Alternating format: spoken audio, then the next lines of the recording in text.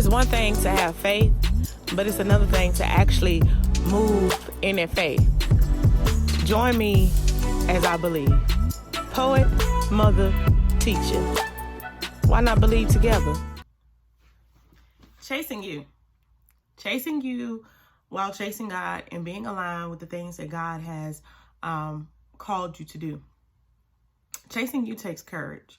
I know for me, myself personally, when I really decided to chase me, I had to be mindful of the things that were playing out in my ear, the things that were playing out in my head, and even some of the conversations that I was allowing myself to indulge in or even come at my eyes and my ears. Because a lot of times, without us realizing, the conversations that we hold, the community that we're in, influence us to be who the community has called us to be, and not who God has called us to be, or not who we know us to be within ourselves. And I think for me personally, there were times in which I suffered from frustration, and I was frustrated because there was something inside of me that was not getting fed. There was someone inside of me that was being suppressed at times, and it was just beginning to frustrate me. And I couldn't understand. I didn't understand why I was so frustrated. And I'll kind of explain to you guys my frustration and what led me to being frustrated. One was me being me, or the me that I know from the past me is the me that's wild, the me that doesn't really necessarily care. I'm me, and you take me or leave me, here I am. But then there was another me kind of emerging where it's like, okay, maybe I shouldn't be that wild. I'm not that wild. Maybe I was as wild because I was coming from places of hurt, right? I was operating out of those places. I was operating pretty much out of like survival mode. And so that was the me that came about, that unveiled itself. And so here I am between these two me's and not really being sure. In the middle is frustration, because I'm not really sure which one is more me. You know, which one is the me that I ultimately wanted to be. And I mix chasing me with chasing me and chasing the me that God has ordained me to be, because ultimately, it's not about me. Ultimately, it's about God's will and what He has called me to do for my life. So that's why it's important to, while I'm chasing me, to chase the me that God has created me to be, or ultimately wants me to be, because chasing me is important because God created me for me, and there's only one me. Chasing the me that God has created me to be is the me that has withstand trials and storms as well as corrections. So it's the me that has been molded, like it's the me that has been defined, because there's a me, I mean, there's a defined me. And so I'm kind of in the middle of frustration because I didn't really know me per se. And let alone, I wasn't sure what the defined me would look like. I mean, I had an understanding of, you know, what I've been through. I had an understanding of my trials. I had a real good understanding of my hurt and my pain, because those are things that I wanted to hold on to. But I didn't have an understanding of what the defined me looked like. Because even in the midst of chasing God, we get so caught up in routine. We get so caught up in church, in the participation of church, and what the church say we should be and look like, that we don't always consult God. And that was me. So that was like the cause of the frustration, because I knew me, the not caring me, and then I was looking at the me who was more concerned with practices and the thought of people and what being saved looked like, to the point where I wasn't consulting God. In certain instances, I had to ask myself, was I really being saved? Was I really living a saved life? And in a lot of areas, the answer was no, I wasn't, which explains the frustration, because God was trying to define a me, and yet I was letting my community define a me that I thought looked correct. And that's not always the right way to go. And I know we all, especially when you're new on the journey and you just want to do what God has called you to be. And there's this image put in front of us of what that looks like. And we'll get so caught up in chasing the image that we're not chasing God. And for me, I had to take a step back. Actually, God pushed me back, but there was this prayer that I was praying, and I was asking God. I was like, God, you know, constantly, day after day, renew my mind, creating me a clean heart, Lord God. Your will, not mine. Creating me the woman of God that you have called me to be.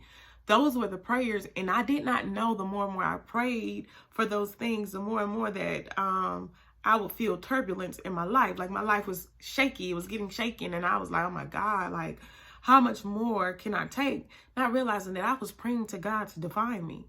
And it was so turbulent because God had to define me outside of the old me, and as well as define me outside of the church norm, outside of what I thought being saved would look like. God had to define me outside of all of that. So the turbulence came, and it was like, it was so shaky for me because God had to deal with me. So that's why I say chasing you, and more so chasing the you that God has created, takes courage. It takes courage because you're bucking against all the norms. You're bucking against all odds, all norms. And you're saying, hey, I know this is normal for you guys, but this is not the norm that God has called me to. I know that this is okay for you guys, but for my relationship with God and what God has called me to do, this is not okay for me. I know it may be all right to cut corners in this area for you guys, but it's not okay for me. And that's why it's so important for you to chase you, because there's a certain call on each individual person. And it's important to chase you and find you, and then chase you and find the you that God has created you to be, so that you can know what's okay for you and what's not okay for you. Because what may be okay for somebody else, and they may be fully saved, blown out, sold out to God, it may not be okay for me. What may be okay for this person over here, they're not necessarily sold out to God, but for what God has called them to be or do, okay, that might be okay for them, let alone it's not okay for me. So I think that that's important. I think that chasing you takes courage. And if I had to think about courage and think about courage in the Bible and a Bible story, I'm always referring to Bible stories because I read the Bible a little different. And that's just me, because that's just the me that I am. And that's how I read. I read the Bible a little different. And so when I think about courage and chasing the you, I think about Esther. Esther was an orphan, all right? In her life, her hurt, her pain molded her for a specific position that God had called her to. And I use that because there was a time in which Esther had to be courageous, you know? Esther was in the king's palace. Esther was being prepped to be in front of the king. And what I like to assume about Esther, and I don't necessarily know if it's assuming or if it's drawing from context clues, Esther was an orphan, so Esther did not feel entitled to anything. She didn't feel entitled to being in the king's palace. She didn't even feel entitled to the king's presence, which I like to think made her unique and made her stand out even more, because she wasn't and did not feel entitled. So Esther gets in front of the king and gains favor. And when I am reading out of the King James Version, it says that Esther found favor in the king's eyes, which points to the fact that it was a competition. And we know because there were several other women there. It points to the competition and the fact that Esther won the competition. But Esther won the competition just from being Esther. Esther won the competition because of what her life had already prepared her for. Esther won the competition because she wasn't entitled and she had a job and a purpose to carry out. And in order for her to carry out that purpose, she had to win. And so she found favor, and her uncle came and said, you know, there's this guy want to kill all of us and you got to do something. And Esther mentioned to her uncle, she was like, look, I've already been before the king. Unless the king called me back, I cannot go before him, or else I risk dying. I risk dying. Her uncle was like, look, if you don't, your people will perish. And you better not think for 1 second that if your people perish, that you won't perish. And you better not think for 1 second that God did not give you this opportunity. And if you don't use it, that he won't give it to somebody else. That right there stood out to me, because there are certain things that only I can carry out. There are certain things that only God has called me to do. And if I don't use it, and if I'm not brave or courageous enough to stand in it, I can't think for a second that God won't pass it on to someone else. And not to mention, what about the people that my purpose has called me to? If they perish, and they're perishing because I choose not to chase me, because I choose not to find the true me, the defined me that God has called me to be, and the me and who I am, who's to say that I won't perish either? And a lot of times we perish because we're not us. I was swamped in frustration. I was swarmed in frustration because I was not being me. I was not being the me. I was boxed. I felt chained. I was not being the me that God has called me to be. And it takes a lot. It takes courage, for one. That's step number 1, finding the courage to be you. And we don't think that it takes courage to be us, but it does. Step number 2, opening your heart to trust God and to trust the process that he has ordained you into, because there's a process. Trusting God and trusting the process. And step number 3, being okay with the fact that your norm might not be everybody else's norm. Step number 4, being okay with the fact that when you find you risk the chance of losing a lot of other people around you.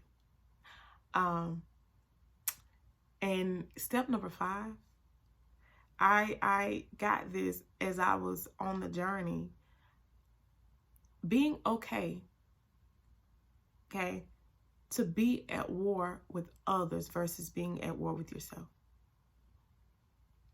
Because you can deal with that. You can learn and you can grow from being at war with others. And ultimately you can get better. But when you're at war with yourself, you risk depression, you risk anxiety, and like me, you risk frustration. Step number 6, which is ultimately step number 1, being prayerful. Praying and asking God and consulting God before you consult anybody else, before you consult other people. Pray and consult God. Esther before she went before the king, she fasted. She asked the people outside to fast along with her and her uncle. All of the people that were ordained in the palace to attend to her, they fasted. She was seeking God. She was pressing God and asking God for an answer. And before she even went before the king, God had started to deal with the king. So it's that much more important to consult God before we consult the people around us. And it was almost like she was asking God, okay, God, I know what my uncle told me, but is this what you would have for me to do? And if so, you got to soften his heart, because I risk dying if I'm not called. And so that is exactly what God did. And I am here to tell you that's what I've been doing, seeking and consulting God and fasting God. And guess what? I'm not frustrated anymore. I don't feel pressured, because I am chasing me. And slowly as I chase me, the more and more I find the defined me that God has called me to be.